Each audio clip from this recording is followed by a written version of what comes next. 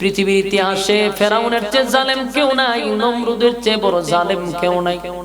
এমন একটা জালেমের গণে আসিয়া সংসার করে ফেরাউনের বউ হইয়া ঈমানের পরীক্ষায় ফার্স্ট ডিভিশনে পাস করছে। সুবহানাল্লাহ। এই যুবক ভাই, ঈমান যে আনছি, মুখে মুখে দাবি করলাম যে আমরা ঈমানদার। এখানে আপনারা যেমন দাবি করছেন, বেনামাজিরাও দাবি করে, জেনাখোররাও দাবি করে, সুদখোররাও দাবি করে, ঘুষখোররাও দাবি করে, টেন্ডারবাজরাও দাবি করে, চাঁদাবাজরাও দাবি করে, বাউল নামক ফাউলরা দাবি করে আমি ঈমানদার।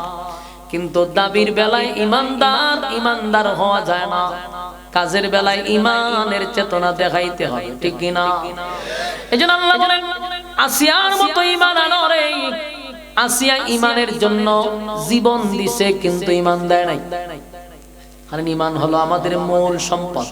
ঈমান হলো আমাদের মূল সম্পদ। আমি আপনাদের মেসেজ দিয়া যাই, গুনাহ করলে গুনার কারণে শাস্তি পাবো, গুনাহ করলে গুনার জন্য শাস্তি পাবো, কিন্তু ঈমান যদি ছেড়ে দেই তাহলে আর কোনোদিন শাস্তির থেকে জান্নাতের ভিতরে ঢুকও যাবে না, ঘ্রাণও পাওয়া যাবে না। এমনি যদি আপনি যাররা পরিমাণ ঈমান লইয়াও কবরে যান, তারপর নবী বলছেন কোন একদিন আল্লাহ উঠাইয়া জান্নাতে ঢুকাবে, শুধুমাত্র যাররা পরিমাণ ঈমান থাকার কারণে। আর যদি ঈমানই না থাকে তাহলে বেঈমানের যেমন অবস্থা তোমার আমারও একই অবস্থা, কারণ ঈমানের দ্বারাই বান্দা জান্নাত পাবে। কথা কি বুঝতেছেন? এজন্য সব কিছুর বিনিময়ে ঈমান আমরা ছাড় দিব না। সব বিষয়ে স্যাক্রিফাইস করতে পারি, কিন্তু ঈমানের ক্ষেত্রে কোনো ছাড় নাই। আল্লাহ বলেন আমিনু কামা আমানান নাস, ঈমান আনো ওই মানুষদের মতো যারা ঈমান আনছে। আসিয়া ফেরাউনের ঘরে বসবাস করত, ফেরাউনের সংসার চালাইতো। একদিন ফেরাউন আসিয়ার কাছে এসে বলে, আসিয়া আমার ঘর তাইকা, আমার ঘর খাইয়া, আমার বেতন নিয়া, আমার দাসী আমারে খোদা মানে না, এই জন্য তার 2 বাচ্চা 4 বাচ্চা এবং এই মহিলা সহ সবগুলার আমি তেল ফালাইয়া বাজি করে ফেলাইছি।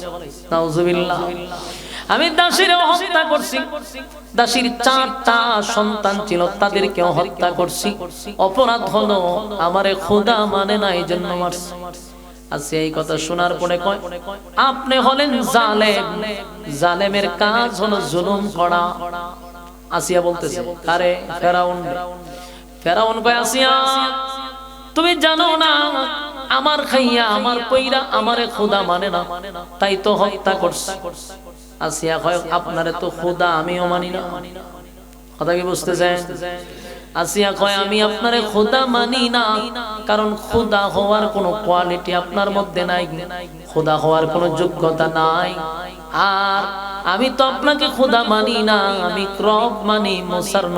মুসার পয়গম্বর, মুসা পয়গম্বরের আল্লাহ যেই রবের উপরে ঈমান আনছে, আমারে সে ঈমান আনাইছে। আমি মুসারে নবী হিসাবে মানি, আল্লাহকে রব হিসাবে মানি। সুবহানাল্লাহ। ফেরাউনের মাথা পুরা শান্তি গরম হয়ে গেছে। আমার বউ এটা কি সে না, আমি না খুদা, আর আমার বউ না খুদি। খুদার বউ কি হয়? খুদি হয়। আমি যদি খুদা হই, আমার বউ হইব খুদি। এখন খুদিয়ে যে আমার খুদা মানে না, এই কথা যদি ঘরের বাইরে যায় তা আমার না ইজ্জত থাকতো না, মানুষ আমার আর খুদাই মানতো না। আসল কথা হইল সে নিজের বউই তো তারে খুদা মানলো না। কথা খন্না দিই। তাহলে এখানে প্রথম প্রশ্ন হলো, সে বিচার দিছে তার দাসীর ব্যাপার, কিন্তু উল্টা বউয়ে কাউন্টার দিল কি, তোরা দাসী মানছো কি, আমি মানি না। এখন সে পরামর্শের জন্য দেখবেন প্রত্যেকটা নেতাদের কিছু সাইনসা থাকে। কথা কয় না? পরে ভাই আওয়াজ দেন। প্রত্যেকটা নেতাদের কি থাকে? সাইনসা থাকে। সাইনসাগুলি নেতাদের চেয়ে বেশি খারাপ, ঠিক না? যত বড় খারাপ নেতা এর থেকে বড় বদমাশ হলো সাইনসাডি। তো ফেরাউনের একটা সাইনসা ছিল, এটার নাম হলো হামান। হে বউয়ের সাথে কিছু না বইলা হামানের কাছে গেছে, গিয়া হয় দুস্থ, মনটা অনেক খারাপ। বলে কি? বলে আমার বউ আমারে খুদা মানে না।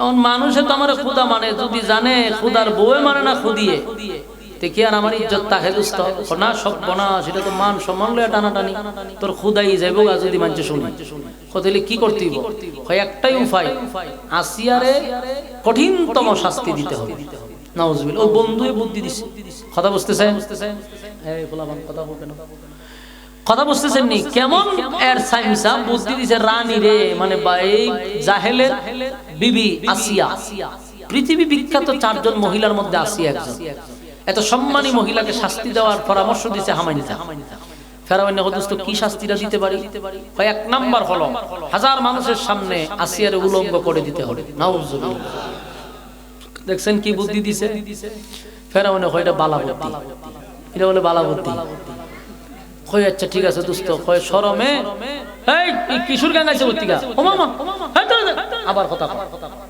কথা তোমরা বাইরে যাও পুরি বাবা রে বাবা আন্দোলন শুরু করে দিছে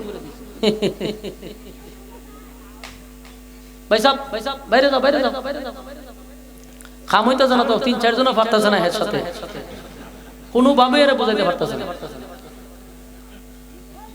কিয়ামতের আলামত এটা দেখে হাসছেন না এটা আমি দেখে বুঝছি কিয়ামতের আলামত আগে ছোট বাচ্চারা হুজুর দেখলে ডরাইতো বড় মানুষের দমক দিয়ে জাকাত মুত্তা দিতাম আমরা ছোটবেলা এখন ইডি আয়া উল্টায় আমরা সামনে দিতে পারে ডরাইব দূরের কথা এটি কিয়ামতের আলামত লক্ষণ খুব খারাপ এখন দেখেন আসিয়া পৃথিবী বিখ্যাত 4 জন মহিলার মধ্যে একজন ছোটখাটো কোনো জান্নাতি না ভিআইপি জান্নাতের একজন গেস্ট হইল গিয়া আসিয়া এই ফেরাউনার বন্ধু বুদ্ধি দিছে আসিয়ারে মারতে হবে কিভাবে উলঙ্গ করে ফেরাউন এই বুদ্ধি অনুযায়ী আসিয়া তোমাকে গ্রেফতার করা হইল গ্রেফতার করলো মানুষের সামনে বলল যে আমি তো তোমাদের রব সবে কহ আমরা রব তাই আমার বউ যিনি খুদি আমাকে পদত্যাগ করছে যে না আমার সে খোদা মানবে না প্রত্যাখ্যান করছে আমি সিদ্ধান্ত নিয়েছি খুদিরে বাঁচায় রাখবো না মানুষের সামনে আসিয়ারে উলঙ্গ করে দিল নাউজুবিল্লাহ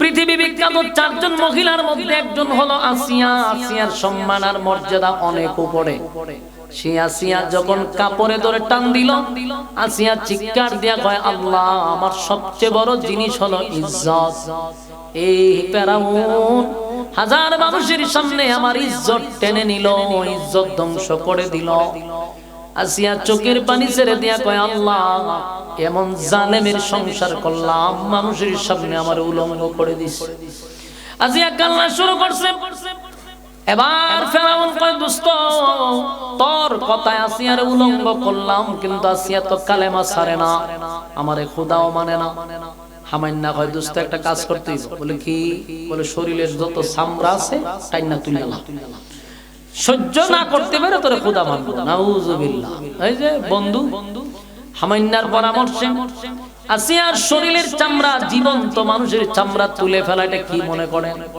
পারবেন সহ্য করতে আপনার আওয়াজে বোঝা যায় কোনো ব্যাপারই না এটা একটা জীবন্ত মানুষ তার শরীর থেকে চামড়া গুলি টেনে টেনে উঠানো হচ্ছে হায় রে ইমানের পরীক্ষা কারে কর আমরা হইলে ইমান ছেড়ে দিতাম এই কষ্ট হয়তো বা বরদাস্ত করতে পারতাম না তাই আসিয়া ইমানের পরীক্ষা দেওয়ার জন্য চামড়া তুলে দিল এরপর আসিয়া ইমান ছাড়ল না ফেরাউন না কয় দুস্তরে চামড়াও তুললাম খামইল না এখনো ইমান ছাড়ে না আমারে খোদা মানে না এবার আসিয়া আল্লাহর দরবারে দোয়া করলেন মালিক এতগুলা মানুষের সামনে যে রাজ্যের একটা রানী ছিলাম আমি আমারে এতগুলা মানুষের সামনে ইজ্জত হানি করলো আমার শরীরের চামড়াটা তুলে ফেললো আল্লাহ জালেমের শাসন আমি জালেমের জুলুম বরদাস্ত করতে পারলাম না আসিয়ার হাতের মধ্যে পেরাক মারছে পায়ে পেরাক মারছে যেন না লড়তে পারে এমন অবস্থায় আসিয়া আল্লাহর সঙ্গে কথা বলতে লাগলো মালিক আপনার জান্নাতের ভিতরে আপনার পাশে আমার একটা ঘর বানায়া দেন আল্লাহ আমি আর জালেমের জুলুম বরদাস্ত করতে পারি না আল্লাহ আপনার পাশে আমার ঘর বানায়া দেন তাই মালিক আসিয়ারে খুশি করার জন্য আমার আল্লাহ আসিয়ার চোখের সামনে জান্নাতটা তুলে ধরছে সুবহানাল্লাহ এই আসিয়া দুনিয়ায় থাকতে জান্নাত দেখছে রে, সাধারণ কোনো মহিলা না, জান্নাত দেখছে দুনিয়ায় থাকতে। আসিয়া জান্নাত দেখার পরে মুস্কি মুস্কি হাসতে ছিল। ফেরাউন আসিয়ার হাসি দেখে আশ্চর্য হয়ে গেছে। শরীরের চামড়া তুলে ফেললাম, হাতে পেরাক মারলাম, পায়ে পেরাক মারলাম, নির্যাতন করলাম। এই পরিস্থিতিতে আসিয়া কেন হাসে? আসিয়া কেন হাসে রে? ও আসিয়া, তুই এই বিপদের সময় কেন হাসস? আসিয়া কয়, আমি যা দেখি তুই ফেরাউন তা দেখস না। আসিয়া কয়, ফেরাউন, আমার রবকে বলছি আমার জান্নাত আমার রবের পাশে যেন বানায়া দেয়। আমার রব আমার এই জান্নাতটা আমার চোখের সামনে তুলে ধরছে, আমি কি আর আনন্দ সামলায় রাখতে পারি? ফেরাউন রাগের সুরে বড় পাথর দিয়ে আসিয়ার মাথা মেরে দিছে। সাথে সাথে মাথাটা তেতলে গেছে, আসিয়া শাহাদাত বরণ করছে। আল্লাহ কয়, আমার আসিয়ার জন্য আমার পাশে ঘর বানায়া দিলাম।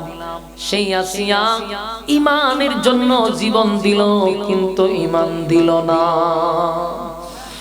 এই জন্য আল্লাহ বলেন, আমিনু কামা আমানান নাস। ঈমান আনো, এটা আসিয়ার মতো হতে পারে। ঈমান আনো আসিয়ার মতো। আমার যুবক ভাইরা, আমিনু কামা আমানান নাস, এটার আরেকটা ব্যাখ্যা আছে যে আব্দুল্লাহ বিন তামেরের মতো। আব্দুল্লাহ বিন তামের সূরা বুরুজের মধ্যে ঘটনাটা আপনারা পাবেন। একজন যুবক ছিল, যেই যুবক যেই সমাজে বসবাস করত, ওই সমাজের মানুষ সবাই একজন জালেমকে খোদা বলে ডাকত। শুধুমাত্র এই যুবক জালেমরে খোদা মানত না। জালেম শাসক তারা নির্যাতন করছে, আঘাতের পর আঘাত দিছে, এত নির্যাতন করছে, কিন্তু যুবক জীবন দিল, ঈমান দিল না। তাই আল্লাহ বলেন, আমিনু কামা আমানান নাস, ঈমান আনো ওই মানুষদের মতো যারা ঈমান এনে তোমাদেরকে দেখায়া গেল। ঈমানের পরীক্ষায় তারা 5 ডিভিশনে পাস করলো। আপনার আর কি মনে হয় সাহাবায়ে কেরামরা এমনি এমনি জান্নাতের সার্টিফিকেট দুনিয়ায় পাইছে না ঈমানের পরীক্ষা দিছে? কথা হয় না, ঈমানের পরীক্ষা দিছে রে। আমার আল্লাহ কোন নবীদেরকেও পরীক্ষার বাহিরে রাখে নাই, অথচ নবীরা মাসুম, নবীদের কোনো গুনাহ নাই, কিন্তু নবীদেরকেও পরীক্ষা করছে। আর আমি, তুমি আর আমি সলিমুদ্দি আর কলিমুদ্দি জান্নাতের স্বপ্ন দেখি, আবার বিনা পরীক্ষায়? না না, অবশ্যই পরীক্ষা আসবে। আমি মনে করি অলরেডি আমাদের উপরে পরীক্ষা চলে আসছে। এই বাউলদের ব্যাপারে প্রতিবাদ করা, বাউলদেরকে সর্বোচ্চ শাস্তির দাবি করা, রাজপথে নেমে আমাদের আন্দোলনের বাস্তবায়ন করা, এটাই হলো এখন আমাদের ঈমানি দায়িত্ব। আমার আল্লাহরে গালি দিবে আর আমি তাসবিহ হাতে নিয়ে বসে থাকবো। আমার আল্লাহরে গালি দিবে, আমি মাথায় টুপি আর পাঞ্জাবি পরে মসজিদে গিয়া 5 ওয়াক্ত নামাজ পড়লাম, এখানে দায়িত্ব শেষ না। এটা আমার ঈমান। রাসূলকে গালি দিলে, আল্লাহরে গালি দিলে যদি রক্ত গরম না হয়, বুঝে নিবেন এখনো ঈমানদার হতে পারেন নাই। আমার যুবক ভাইরা, তাই আমাদের এখনের ঈমানি পরীক্ষা হলো জালেমদের বিরুদ্ধে আমাদের বক্তব্য থাকতে হবে। যদি আমরা এখন নীরবতা পালন করি, এটাই আমাদের ঈমানি দুর্বলতা হবে। কথা হয় না দি? আমার যুবক ভাইরা, কসম খোদার মালিকের খাবার কসম করে বলি, আল্লাহ নিজেই বলছে, এই বান্দা শোন, আমি তোদেরকে বিনা পরীক্ষায় জান্নাত দিব না, বিনা পরীক্ষায় জান্নাত দিব না। তাহলে অবশ্যই আমরা পরীক্ষায় অংশগ্রহণ করতে হবে। পরীক্ষাটা হলো প্রত্যেকটা মুমিনের উপরে ঈমানি পরীক্ষা হয়, কথা হয় না? وَلَنَبْلُوَنَّكُمْ بِشَيْءٍ مِّنَ الْخَوْفِ وَالْجُوعِ। আমার আল্লাহ বলেন, মুমিনের উপরে পরীক্ষা আসবে। এমন এক সাউন্ড সিস্টেম করছো বাবা, না তেলাওয়াত করতে পারলাম না, আমি একটা সিলি দিতে পারলাম। এটা আমার একটা মনে কষ্ট রেখে গেল। 2 বক্স আনছে, টান দিতে গেলে গলা মাঝখানে ফাটা যায়, এটার এমন অবস্থা। যাই হোক, কত মনোযোগ দিয়ে শুনেন। আল্লাহ পরীক্ষা দিবে, প্রত্যেকটা মানুষের উপরে পরীক্ষা আসবে। কোন সময় আল্লাহ গরিব বানাইয়া পরীক্ষা করবে, কোন সময় ধনী বানাইয়া পরীক্ষা করবে, কোন সময় আল্লাহ মুসিবত দিয়া পরীক্ষা করবে। তারপরে বুঝে নিতে হবে গরিব অবস্থায় যদি পরীক্ষা নেয়, আমার মালিক এইটাকেই আমার জন্য সাবজেক্ট রাখছে। কেউ গরিব, সেখানে তাই কেউ মালিকের শুকরিয়া আদায় করতে হবে। আবার কেউ কোটি কোটি টাকার মালিক, আল্লাহ বানায়া তারও পরীক্ষা করে। আবার কাউরে অসুস্থ বানাইয়াও পরীক্ষা করে। সর্বহালতে আমরা শুকরিয়া আদায় করব কার? গরিব রে গরিব বানাইয়া, ধনী রে ধনী বানাইয়া পরীক্ষা করে। আল্লাহ কয় ধনী রে ধনী বানাইয়া পরীক্ষা করি, গরিব রে গরিব বানাইয়া পরীক্ষা করি। আবার অসুস্থতা দিয়াও পরীক্ষা করে, আবার মুসিবত দিয়াও পরীক্ষা করে। কথা ঠিক। কিন্তু সর্বহালতে মালিকের উপরে অটল থাকতে হবে। এই যুবক ভাইরা, আমাদের উপরে ঈমানের পরীক্ষা সামনে আসবে। যেমন ফিলিস্তিনে পরীক্ষা শুরু হয়ে গেছে, উইগুরে মুসলমানদের উপরে পরীক্ষা শুরু হয়ে গেছে। আমাদের পাশে ওই যে সুদান একটা জায়গা আছে, সুদানের মুসলমানদের উপরে ঈমানি পরীক্ষা চলতেছে। হাজার হাজার মানুষ শাহাদাত বরণ করতেছে, কিন্তু ঈমান দেয় না। আল্লাহ আমাদের উপরে এমন মুসিবত যদি আনে রে, জানি না কয়জন আমরা ঈমান লইয়া কবরে যাব। কারণ আমরা যেই জাতি ফাঁস টাকার কাছে, সে একদিন চিন্তা করে গেল যে চতুর্দিকে খালি শুনতে যে মুসলমানদের জয়, মুসলমানদের বিজয়, যেখানে শুনি খালি মুসলমানরা বিজয় লাভ করতেছে। ঘটনাটা কি? বাদশাহ না গবেষণা শুরু করছে যে আমাদের এত অস্ত্র, আমাদের এত বাহিনী, আমাদের এত ট্রেনিং, সবকিছু আমাদের হাতে, কিন্তু মুসলমানরা তাদের অস্ত্র কম, বাহিনী কম, যেখান দিয়ে ঢুকে ওই এলাকা বিজয় করে তারা নিয়ে যায়। এটা নিয়া রোমের বাদশা রাত দিন ঘুম হারাম হয়ে গেছে।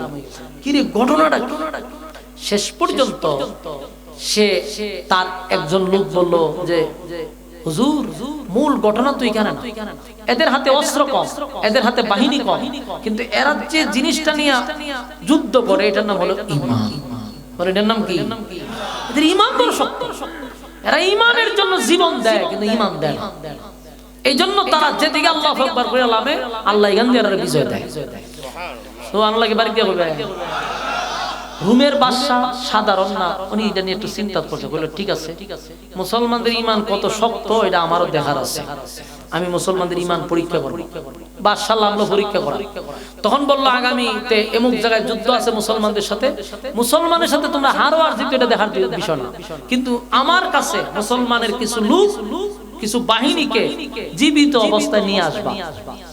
তো যুদ্ধের ময়দানে ঘটনাক্রমে মুসলমানের একটা গ্রুপ বেঈমানদের হাতে আটকা পড়ে গেছে। এরা বন্দী কইরা রোমের বাদশার সামনে নেদার করেছে। রোমের বাদশা দেখলো যে একটা টিম ওনার কাছে আসছে। তো বললো যে তোমরা যেখানে আসছো তোমাদের মধ্যে লিডার কি? একজন সাহাবী বলল আমি লিডার। তো বললো তোমার নাম? আমার নাম আব্দুল্লাহ বিন হুযাফা। ঠিক আছে, তোমার তো চেহারা সুন্দর, বডি সুন্দর, কথা সুন্দর, জ্ঞানী, এমন একটা দলের সাথে তুমি গিয়া যোগ দিলা, এটা তো হইল না। তোমার যে সুন্দর চেহারা আর তুমি যে বুদ্ধিমান, তোমার মতো একটা লোক তো আমার দরকার। খুব মনোযোগ দিয়ে শুনবেন, কারণ বাদশার কিন্তু উদ্দেশ্য কি? কথা হইতে আপনার সামনে ওয়াজ করো আর গুরুস্থানের সামনে দাঁড়ায় জিয়ারত করো। আমি দেখছি একবারে একরকম। গুরুস্থানের সামনে তো আমি ওয়াজ করি, কোনো শব্দ আসবে? আপনারা তো মরা মানুষ, আমি একটা জীবিত মানুষ হইয়া মরা মানুষের সামনে তোমাদের ওয়াজ করলাম, বা এটা একটা দুঃখের বিষয় না? একটু হা হু তো কইতেন যে হুজুর আমরা গুরুস্থান না, আমরা জীবিত। তো একটু হা না কইয়া বলুন, এই বাদশা এরারে কেন আনছে? ঈমানের পরীক্ষা করবে। তো ইহান গুতা দেওয়া হয়েছেন কেন? গুতাটা দিবার আগে হইলে তো আমি বুঝতাম যে আপনারা সজাগ আছে। এই বাদশার মূল টার্গেট হলো যে এরা কেন গোটা পৃথিবী জয় করতেছে, এটা আমার দেখার আছে। গোটা পৃথিবী কেন জয় করতেছে আমার দেখার আছে। বাদশা বন্দী করছে, বন্দী কইরা ওই নবী সাহাবীরে বলতেছে তোমার চেহারা সুন্দর, বডি সুন্দর, তুমি জ্ঞানী, তোমার মতো একটা সৈনিক আমার দরকার। তুমি যদি আমার দলে যোগ দাও তাহলে তোমার কিছু অফার দেই। সবটি অফার তোমার জন্য। এক নাম্বার, এই পৃথিবী পুরা এই পৃথিবীর যে আমার যে রাজ্যটার যতটুকু আয়তন আছে, এই আয়তনের ভিতরে আমার মেয়ের চেয়ে সুন্দর আর কোনো মেয়ে নাই। কথা বুঝতেছেন? মানে রোমের ভিতরে, তার রাজ্যের ভিতরে ওনার মেয়ের চেয়ে সুন্দর আর কেউ নাই। কইলে আমার একমাত্র মেয়ে, তোমার কাছে আমি বিবাহ দিয়ে দিব। তবে শুধু বিবাহ না, রাজ্যের অর্ধেক তোমার নামে লিখকেও দিব। আচ্ছা, এইরকম অফার যদি আমরা বাংলাদেশে কেউ ভাই সর্বনাশ, কইব ইমান তার পরে দেখা যাবে, ইমান হন ছেড়ে দিব, পরে আবার কালেমা পড়লাম। যুক্তির আবার শেষ নাই। শেষে দেখো মা, আমি তো আগে তো আমার জিনিসটা দরকার, এর ফলে না আমার ইমান। বুঝাইলি আপনারে? সাধারণ একটা চেয়ারের লাগিয়া কত মৌলবি বিক্রি হয়ে গেছে, হিসাব নাই। চেয়ারের লাগে বিক্রি হয়ে গেছে। আপনি তো আছেন রাজ্য বিক্রি হয়ে যাবে তারা। তো যারা এই সব জায়গাতে বিক্রি হইতে পারে, এর কাছে রাজ্য তো বহু দূরে।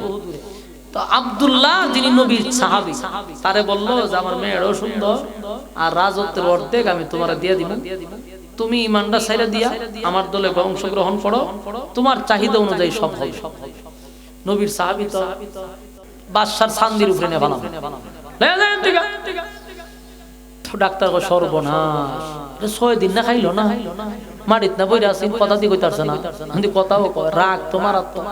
ডাক্তার কে স্যার লক্ষণ খুব খারাপ, বলে কি আপনি যদি থাকতেন খাবারটা আমার উপরে ফালাইতো। তো বাদশা কয় তুই না কইলি বিছটার সাথে মিশা গেছে, কথা কইতে না মরে যাবে। বলে হ এটাও ঠিক, কিন্তু এর যে এত পাওয়ার। বাদশা কয় আমি বুঝছি, এমনি হবে না। বাদশা কয় সবগুলার লকআপ থেকে বের করো, সবগুলার লকআপ থেকে বের করছে। আব্দুল্লাহ বিন হুযাফা তো হাঁটতেই পারে না, 2 জন মানুষের কাঁধে বর করে বাদশার সামনে দাঁড় করাইছে। বাদশা তাকায়া দেখে হাড্ডি বাহির হয়ে গেছে, পেট আর পিঠ লেগে গেছে, কথা বলতে পারে না, শরীরটা দুর্বল। বাদশা আব্দুল্লাহর সামনে দাঁড়ায় কয় আব্দুল্লাহ রে, আমি তোরে এত সুন্দর অফার দিলাম, আমার মেয়েকে বিবাহ দিব, রাজত্বের অর্ধেক লিখে দিব, আমার কথা মানলি না, শুনলি না, এখন মজা বুঝ কেমন লাগে? এবার বাদশা বলে আব্দুল্লাহ এখনো সময় আছে রে, আমার কথাটা রাজি হয়ে যা, আমি তোর চিকিৎসা করব, সুস্থ করব, আমার মেয়েটারও তোর কাছে বিবাহ দিব। এইভাবে যখন বলতে লাগলো, এবার আব্দুল্লাহ বলেন বাদশা আমার স্পষ্ট কথা, আমার স্পষ্ট কথা হলো তাম পৃথিবী যদি আমাকে দিয়া দেওয়া হয়, কিন্তু ইমানের বিনিময়ে আমার কাছ থেকে হাসিল করা সম্ভব না, দুনিয়া দিয়া দিলেও আমি ইমান দিব না। এই কথা বলার পরে বাদশা বলল এমনে হবে না। তার বাহিনীদেরকে খবর দিল বিশাল একটা ডেকসির মধ্যে আগুন ধরাও, ডেকসির ভিতরে তেল গরম করো। বিশাল বড় ডেকসির মধ্যে তেল গরম করতে লাগলো। তেল যখন টকবকে গরম হয়ে গেল, আব্দুল্লাহর সামনে আব্দুল্লাহর 2 জন সাথী নবীর সাহাবীদেরকে ধরে ওই তেলের মধ্যে যখন ছেড়ে দিছে, জীবন্ত মানুষটাকে তেলের মধ্যে ছেড়ে দেওয়ার সাথে সাথে হাড্ডি মাংসগুলা সাথে সাথে হাড্ডির থেকে মাংস ছেড়ে দিছে। 2 জন সাহাবী শাহাদাত বরণ করছে। এবার বাদশা বলে আব্দুল্লাহ দেখছো নি অবস্থাটা কেমন করছি, ভয়াবহ অবস্থা তোমারও করব, এখনো সময় আছে, কালেমা বাদ দিয়া আমার প্রস্তাবে রাজি হয়ে যাও, এই রাজত্বের অর্ধেক দিব আর আমার মেয়েটারে আমি তোমার কাছে বিবাহ দিব। আব্দুল্লাহ কয় বাদশা আমি কম নিতে রাজি না, কারণ আমি বেশি চাই কম চাই না।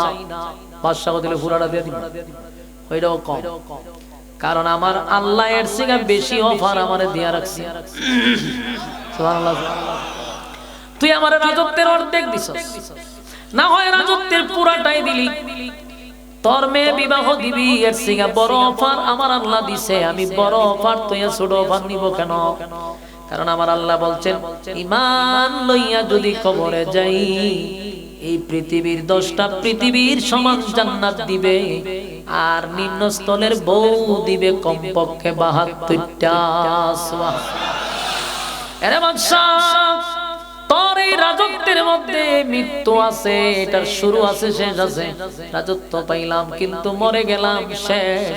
আর আমার মালিক আমারে যেই রাজত্ব দিবে এটার শুরু আছে কিন্তু শেষ নাই। বাদশাকে বুঝতে হইতো না, তোরা আব্দুল্লাহরে ধর, আব্দুল্লাহ বিন হুযাফারে ধর, হাতে পায়ে বেঁধে।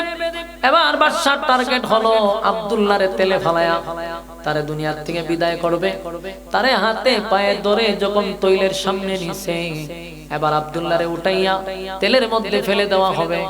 আব্দুল্লাহ তেলের কাছে গিয়া চোখ দিয়া পানি ছেড়ে দিছে। বাদশাহ দৌড়ায় গেছে আব্দুল্লাহর কাছে, গিয়া কয়, আব্দুল্লাহ, আমি জানি মানুষ মৃত্যুকে ভয় পায়, তাই তুমিও কাপুরুষের মতো কান্না শুরু করছো।